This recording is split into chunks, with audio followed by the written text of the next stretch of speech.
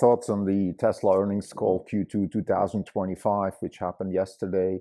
The stock is down about 9% today. The company has said a couple of things that are material. I think most importantly, they are warning in terms of EV tax credit and ZEV credits. I think that's why the stock is down. So we have to expect a hit by ZEV credits going away or slowing down, and also because of the EV tax credit going away due to the bill that Trump passed recently. We might have a sort of a cliff in sales because people will buy a lot now to get the tax credit, and then later on probably buy less. So those are the two main negative factors. I think for us investors, it is becoming increasingly frustrating to be holders of Tesla, because we are in this wait and see mode, and unfortunately, the company keeps pushing the goalpost out. It's always one more year, one more year. So this feels almost like, I don't know, healthcare or something. Like, well, next year we're going to have a cure for cancer. To be fair to Tesla, what they're doing, of course, is incredibly difficult, because what they're trying to change with real-world AI is to reorganize a process that has been optimized for humans into optimizing for machines. So what I mean with that is, if you take, for example, the transport infrastructure that humans have, let's say traffic in LA, traffic in New York City, that has been optimized for human operated cars. And there's a lot of things that come with that. The traffic works in a certain way. If you want to optimize this now for machines, you can have many different solutions to problems. For example, you could optimize the flow of traffic with machines in a way that nobody actually accelerates, changes lanes, that everything is negotiated like a bit like internet traffic, and therefore there's no traffic jams, there's increased predictability and no accidents whatsoever. That would be, of course, beautiful and much better for everybody, but we have to go from H to M, from human to machine, and that's not so easy. I just listened to Mariana Minerals founder. He was a former Tesla person, and he spoke about the mining industry, and it's just inspired me, because that's what he said is the mining industry. It's a human optimized civil works operation that could be in principle mechanized with reinforcement learning. But of course, that's not so easy. If you go to BHP or Freeport McMoran now and tell them, listen, I'm just going to restructure your whole operation, I'm not sure they're going to be happy about that, because they have billions of dollars of revenue and a lot of workflows and a lot of people's careers and all of that stuff hanging on the status quo. Now, Tesla is a bit different. Of course, Tesla is a company that is disrupting and innovating, but I have to, just say as a shareholder, for the last 5 years, we have underperformed other sectors, in particular the AI sector. And as investors, we have to start asking ourselves hard questions here. Look, if we want to bet on the wave of AI, we could have bought NVIDIA, which we have. We have a 30% position in NVIDIA, so that's fine. But we could have bought, let's say, electricity companies like GE Electric or Siemens Electric, or companies like that, which are building the infrastructure for the AI, build out, and their stocks have 3x'd in the last 12 months, versus we are up 40% in the last 12 months, and quite frankly, we're still underperforming relative to our all-time high. So we're kind of sitting here on a situation where we, on the one hand, we're barely making money, which is of course difficult for a fund. We haven't made fee revenues for the last 4 years. But more importantly, also, we have opportunity cost. If we're not interested in fee revenue, we're definitely interested in returns. And we do have interesting investments. There's also Netflix and Spotify, which we identified at least a year ago as interesting investments. We could have made a lot of money with them too. So we're foregoing a lot of opportunities here, waiting for this transition of Tesla into a real-world robots company. Because that's really what it's becoming. And that's one of the big problems here. I think one of the big takeaways of this call is that we are not going to be able to bank anymore on sales and margins and growth This is not a company that is growing on one leg and has many other legs that could accelerate the growth. Unfortunately, this is becoming a company where the main leg, the car business, is at best going to be stagnant. And then we have to hope that the other legs will generate growth. And this is something investors absolutely don't like. What that means in practice is that you have 100 billion in sales, roughly, and you will have a decline in ASP. And basically, car sales will be at best stagnant. So they will be able to maybe augment the decline in ASP with volume. For example, they're bringing a more affordable model now, which for sure will cannibalize Model Y. But overall, maybe we can have 2 million cars, but at best, maybe we have a $40,000 ASP. So that's 80 billion in sales. We had 1.5 million cars, and we made more than 80 billion in sales. In other words, we grow volumes, we grow all this huge infrastructure, but we're not growing sales. The rationale behind that for Tesla is, well, it's fine because we're going to equip these cars with software and then have them as robotaxis or sell FSD and so on and so forth.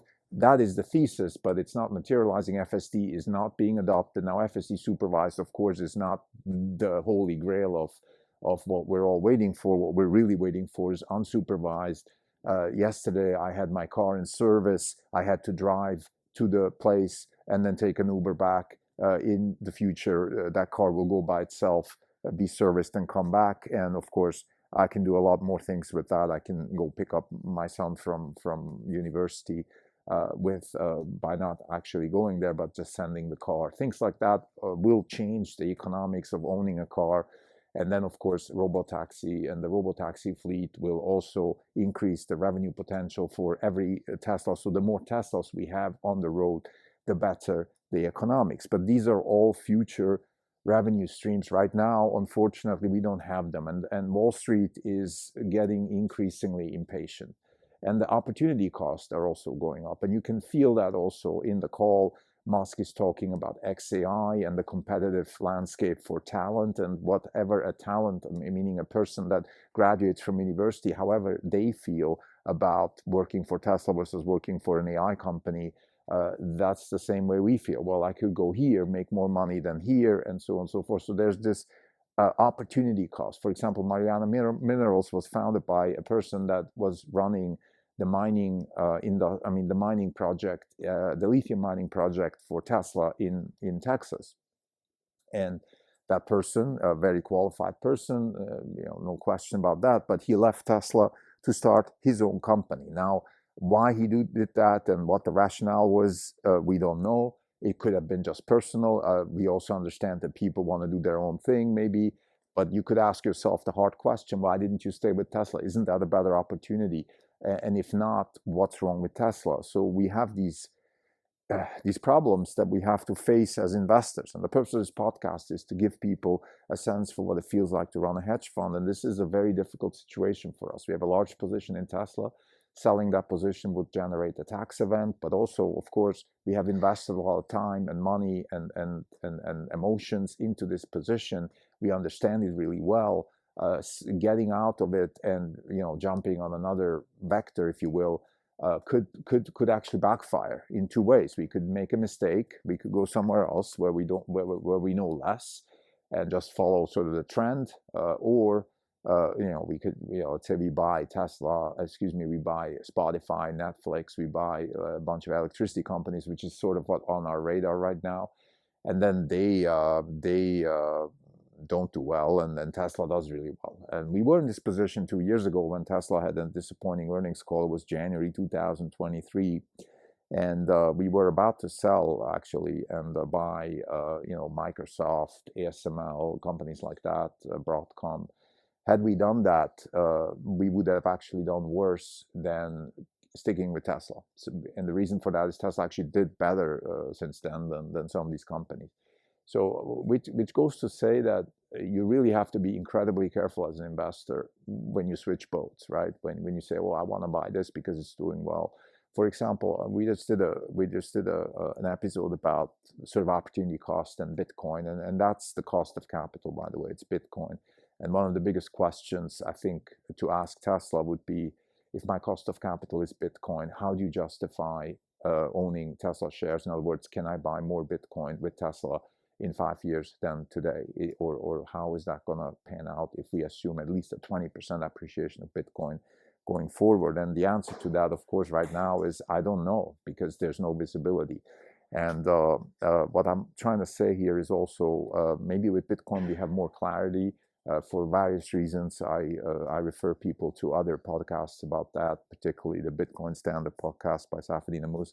He talks about this a lot, and I think makes a very clear argument for why Bitcoin is a good investment long term for people who actually don't want to dabble in the stock market. Now, for people who have incentives to maybe invest their money into productive companies in the stock market, the question then occurs, okay, if I invest, let's say take the electricity providers, so GE, Siemens, Schneider, there's companies like that that are building out the electricity infrastructure. The reason their stocks are up a lot is because there's a huge demand now, a massive backlog for investments in, for example, transformers, substations, grid expansions, and it's all driven by data centers. If you have $40-50 billion type investments in, particularly in Texas, where a lot of data centers are being built, or let's call them token factories, to use Jensen Huang's words. If we have these types of investments, then of course somebody has to provide all the infrastructure, and these companies are in an industry that is very slow, that has long lead times, and therefore prices are going up, and that's why stocks are up right now. And that's kind of I would say a semi-good situation, because on the one hand, yes, you are having very high margins now, and you're dancing on a bonanza. But clearly, these are slow industries. These are legacy industries. High margins attract other competitors, particularly Asian competitors. There's a good chance that these margins will erode and that the supply will catch up, and that maybe also innovation and more efficient token factories and things along those lines could potentially derail these types of economics for the companies. And these companies are not very innovative. They're not fast moving. So they're more like Titanic that is right now on the right course, but they are not going to be able to change. So you could basically end up with a dud here. So that's the risk, right? Because we know that with Tesla, at least we don't have a dud. I mean, this is a company that is moving fast, that is trying to innovate, that is trying to do all the right things. But of course, is right now, despite all these efforts, not doing well. And as investors, we have to scratch our head. So let's go through the call a little bit. Just I'm giving sort of the big picture here, but what they said on the call is that there is definitely a risk for sales, whether it's volume or price. I guess a little bit of both. And that is the big problem. That's why the stock is down. On the other hand, of course, we have a lot of good news. We have the launch of Robotaxi, the expansion of Robotaxi.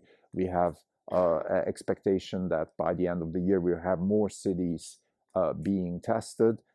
We also have at least the hope that we can have unsupervised FSD in certain states. We have affirmation that the regulatory framework for FSD is better in the US than anywhere else, so that's a good thing. We also have expectations for FSD approval in Europe, although that's more hopeful than anything else. We have an affirmation that cost per mile could be in the 50-60 cents for Robotaxi and more like 30 cents for Cybercab, which is very important for the economics of the business. We have, Optimus is a 5-year project, although at scale, 5 years, probably sooner. We will see more interesting applications for Optimus.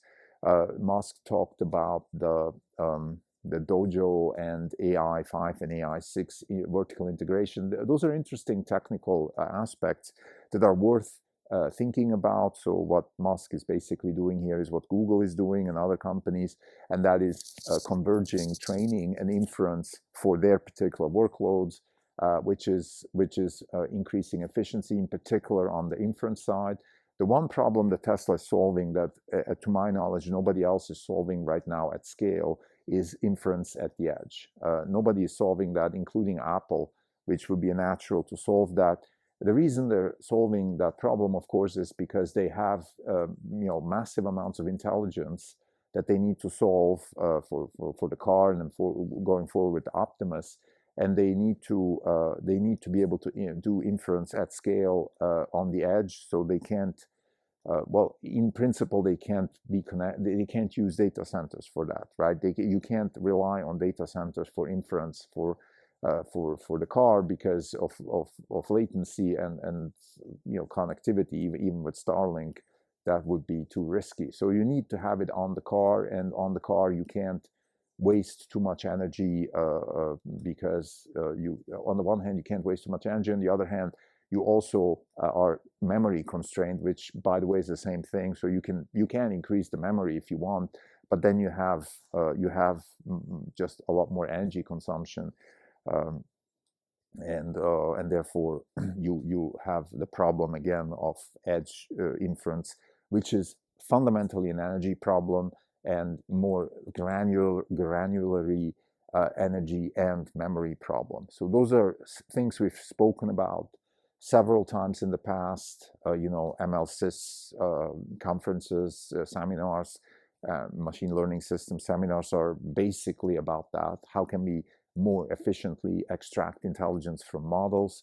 The way the models are going right now is, of course, the bitter lesson, and the bitter lesson is the exact other direction: large models, large general models, which also require large general inference, and that, of course, is a problem when you're on the edge. So anyway, I don't want to go into details now about the technicalities. I don't think the earnings call is the place for that, but it's fair to say that Tesla is innovating on that front, and because they're innovating on that front, also a leader in that front, because nobody else really has that problem at scale. If you take somebody like Google, DeepMind, things like that, they are mainly living in the data center. And with NVIDIA, of course, they are trying to solve that problem, like they're trying to solve the AI problem for the general public, but they don't have the luxury of vertical integration for one specific use case on which they can iterate. So there's a bit of a lag there, in my opinion. But of course, you could argue that NVIDIA is a competitor here, probably the only real competitor that Tesla has. But that's I would say, in my opinion, that's good news. So having said that, now, where do we stand, right? What are we looking at here? And in a nutshell, I think we're exposed to a situation where we have a legacy business, and it's hard to call it legacy, but it is a legacy business now, which is stagnating. And then we have growth factors that could be interesting going forward, particularly the robotaxi and FSD. Why are they interesting?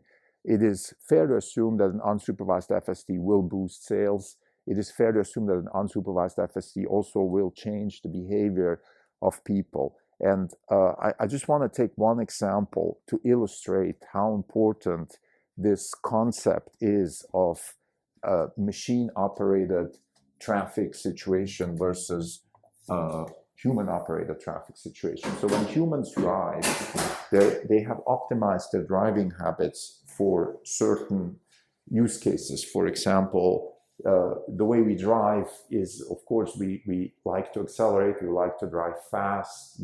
There's certain things that we do as humans that machines will not do, right? There's no need for acceleration.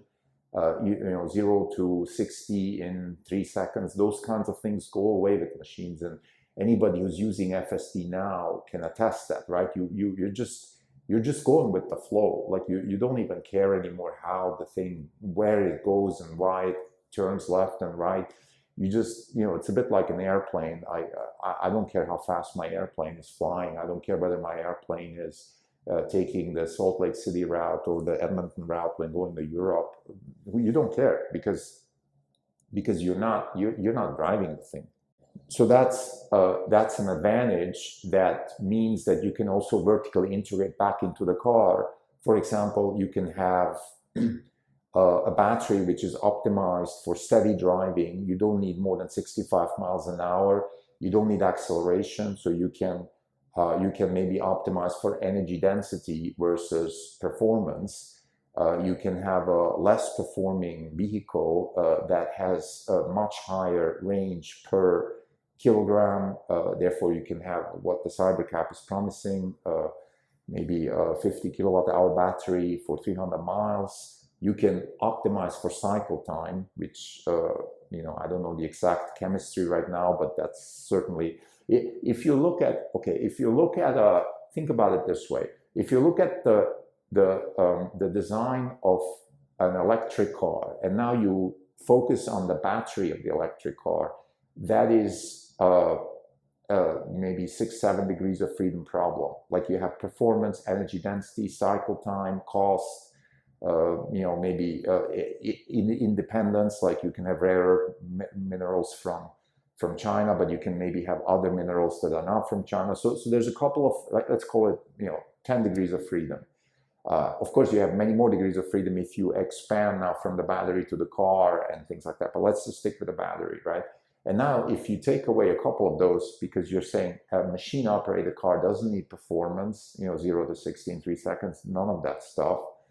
It also doesn't need, a Cybercab is not going to need something like, thousands of pounds of pull capacity.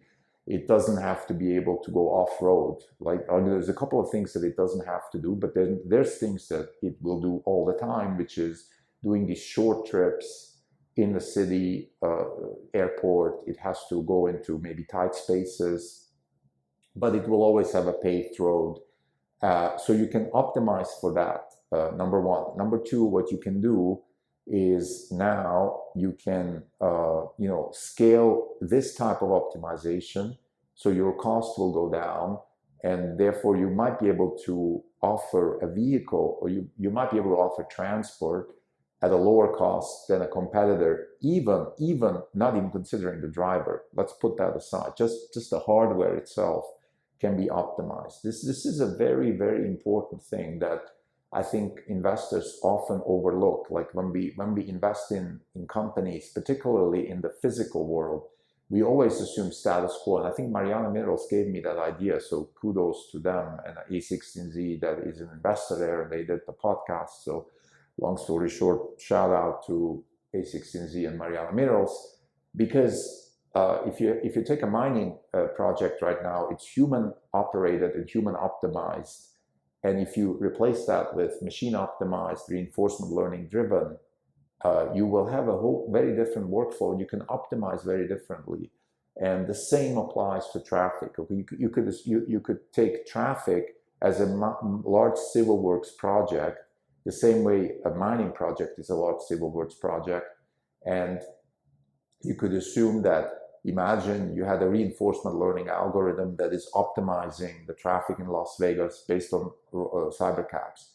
It will have a very different, outcome than what we have right now. So that's where we're going, and that's the opportunity, which is clearly there. I mean, I don't want to sound defeatist here. The problem for us investors is we just have to wait. And the question is, should we wait? This is really the fundamental question. And I don't have an answer right now for listeners, and this is not investment advice. So this is really us talking from the gut. Should we stay in this and wait? These are massive industries with massive potential, or should we just become regular investors and jump on bandwagons that are actually delivering? That's the big question. We don't have an answer for that, but this is the big question, and this is the main conclusion of the earnings call. Thank you.